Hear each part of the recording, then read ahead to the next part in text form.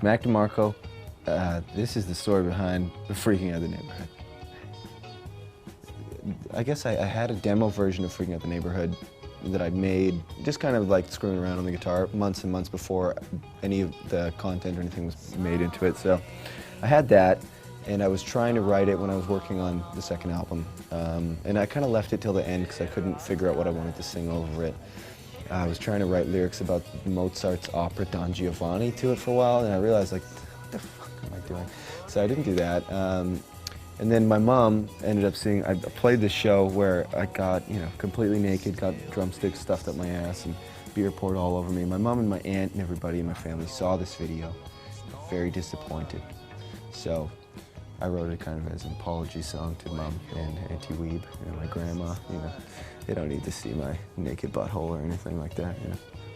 My mom was kind of like, she saw the video and was like, what the fuck are you doing? My aunt was like, he's smoking something, like he must be smoking crack. He must be smoking. It was when bath salts just came around, so she thought for sure I was smoking bath salts. Which, I wasn't. I was just really drunk, so there you go.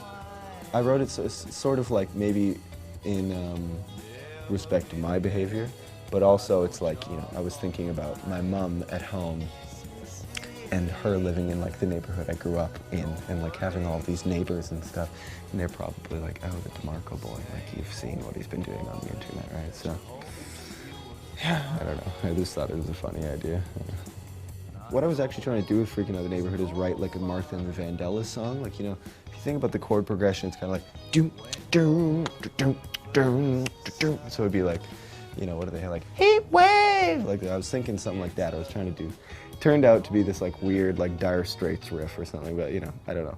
So I always try and get a chord progression that I'm interested enough in, and then see what I can do on top. So I don't know. I didn't really put that much thought into the riff. It's just kind of like that's what it came out when I started playing over it. So it worked out okay. I remember writing the solo. I hadn't written the solo till I was doing the master recording. It was like, wow, now, now, now, now, now, now. And I remember writing that and being like, yeah, like that's Dire Straits style. That's funny.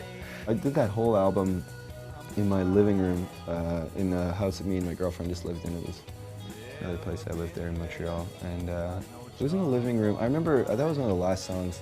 I remember doing the drums actually, and I'd gotten away with playing drums in this like really tiny apartment with like paper thin walls, like tons. There was like an East Indian family with like 10 kids that like lived across the hall from us, and like nobody had complained about the drumming yet though. So I was like, this is amazing. Like, how is this possible?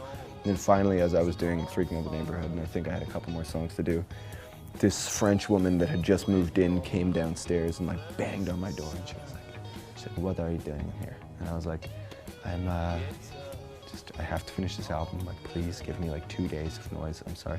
She's like, I don't understand, like why can't you not do it with headphones on? Like I don't get it. And I was like, it's acoustic drums, doesn't really work like that, I'm sorry. And luckily I got away with it, so I think people like that one probably better than the other ones up there, or better than some of them off the album. So we do it and there's the kids in the front like, yeah! It's like fun riff, it's like fast. Yeah, it's fun, I enjoy that stuff.